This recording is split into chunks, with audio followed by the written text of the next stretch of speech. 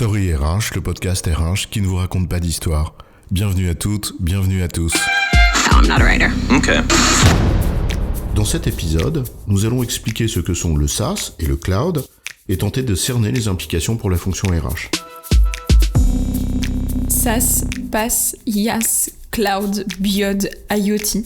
Le monde du digital est truffé d'acronymes en tout genre, dont il n'est pas toujours bien utile d'ailleurs de connaître la signification précise, du moins pour la fonction RH. C'est sûr qu'on peut toujours s'enorgueillir de faire du data mining dans son data warehouse, mais au fond, on fait pas bien plus que des requêtes SQL dans une base de données. Bref, y a pas de quoi fouetter un chat et de s'inquiéter quand on connaît pas vraiment tous ces termes. Sauf que, parfois, ça peut être important.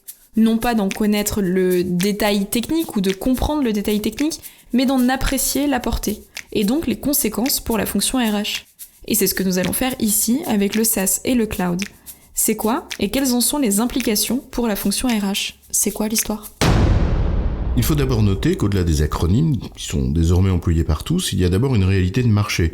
En fait, la très grande majorité des applications RH sont en mode SaaS. Il est très difficile donc d'y échapper. Et rien que cela, ça conditionne le champ des possibles, donc des choix pour la fonction RH. Mais avant d'en arriver là, expliquons ces termes.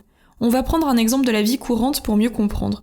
Tu utilises quoi, toi, Patrick, comme appli sur ton smartphone pour écouter de la musique ? Spotify ? Deezer ? Tu sais, moi j'utilise un manche-disque où je suis resté à l'ère du Walkman. Tu sais bien ? Non, allez, sérieux, moi c'est Deezer. Et t'as raison, Deezer c'est une application en mode SaaS. J'ai pas payé une licence pour utiliser un logiciel installé sur mon smartphone, mais en revanche je paye une redevance mensuelle pour utiliser un service Deezer. Exactement, le SaaS c'est ça, un mode d'exploitation dans lequel tu payes un service que tu consommes par internet, souvent sous la forme d'un abonnement au lieu d'acheter une licence, le logiciel consommé comme un service, Software as a Service, SaaS. Et en fait, c'est pas si nouveau que ça. Avant, on parlait d'informatique à la demande, on demand, ce qui est arrivé après l'ASP, qui désignait Application Service Providing dans les années 2000. En d'autres termes, le SaaS, c'est un mode de commercialisation d'un service informatique externalisé. Donc Deezer, comme on le disait, c'est du SaaS. On aurait pu citer aussi en entreprise la grande majorité des applis de talent management, comme Talentsoft ou Cornerstone par exemple. Mais c'est du cloud aussi. Wikipédia nous dit que le cloud, je cite, c'est l'accès à des services informatiques, serveurs, stockage, mise en réseau, logiciels, via Internet, le cloud ou nuage, à partir d'un fournisseur. Mais du coup, elle est où la différence entre SaaS et cloud ? Bien vu, chef. Le cloud, c'est un terme générique qui désigne en effet le fait d'utiliser de l'informatique à distance sans trop savoir où tout cela est géré. On pourrait presque dire du nuage à l'écran, de fumée pour sourire. En fait, le cloud désigne des services informatiques qui peuvent comprendre un service complet, donc avec les logiciels, les serveurs qui les hébergent, les données et le stockage de ces données, mais qui peut comprendre simplement une partie de ces services. Donc, du SaaS, c'est du cloud, alors que tout le cloud n'est pas nécessairement du SaaS. Tu me suis ? Oui, en effet, c'est exactement ça. Quand tu loues un service d'hébergement uniquement, donc des serveurs et du stockage, c'est du cloud. Et d'ailleurs, on appelle ça parfois du IaaS pour infrastructure comme un service, ou PaaS pour Platform as a Service. En gros, de l'infrastructure informatique. Mais ça n'est pas du SaaS. Et donc, un service commercialisé au client final en mode SaaS peut soit tout héberger avec ses propres infrastructures informatiques, et alors tu n'as qu'un seul fournisseur, soit lui-même sous-traité à un autre fournisseur, en l'occurrence d'IaaS ou de PaaS. Et tu as alors un fournisseur principal et les sous-traitants qu'il gère. Exactement, et tout ça, c'est le cloud. Pour les RH, peut-être, ce qu'il faut retenir, c'est que le cloud, c'est toute forme de service informatique, utilisé à distance comme un service à la demande, et le SaaS en est une des dimensions quand il s'agit de leur logiciel RH. Et ce modèle de commercialisation et d'exploitation a des conséquences. Ce n'est pas anodin de parler d'externalisation, même partielle.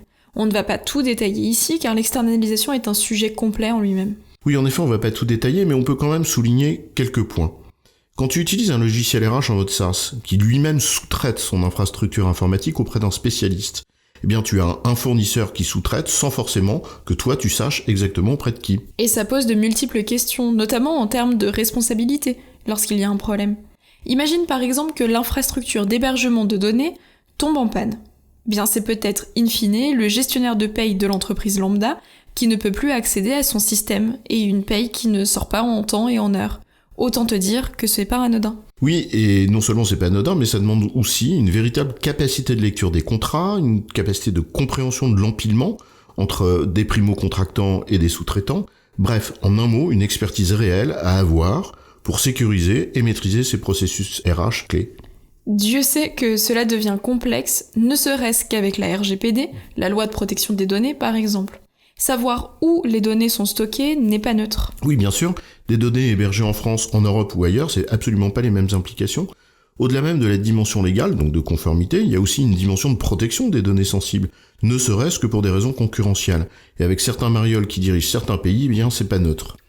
Avec ces deux exemples, on voit bien la nature et la complexité des questions qui peuvent se poser dès lors qu'on choisit un modèle d'exploitation qui repose sur un enchaînement de contractants.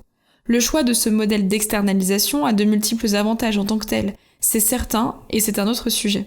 Il ne va pas sans conséquence aucune pour la fonction RH. Ouais, il implique le développement de compétences et d'expertise qu'on peut aussi sous-traiter si on veut, mais qu'il n'est pas inutile de conserver en interne et de développer pour préserver son indépendance vis-à-vis du marché et en tout cas savoir dans quoi on met les pieds et faire ses choix en connaissance de cause. En résumé, le cloud désigne des services informatiques par Internet, généralement facturés sous la forme d'une redevance. Le SaaS en est une version qui comprend les logiciels, mais aussi l'infrastructure informatique qui est derrière. Et celle-ci peut être aussi sous-traitée. Cette forme d'externalisation, qui implique de multiples intervenants, demande une expertise pour la fonction RH en entreprise, pour qu'elle puisse faire ses propres choix en toute connaissance de cause. J'ai bon, chef ? Oui, tu as bon, mais on va pas en faire toute une histoire.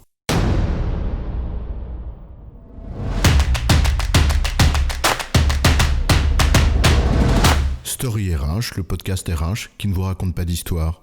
Retrouvez tous les épisodes sur storyrh.fr.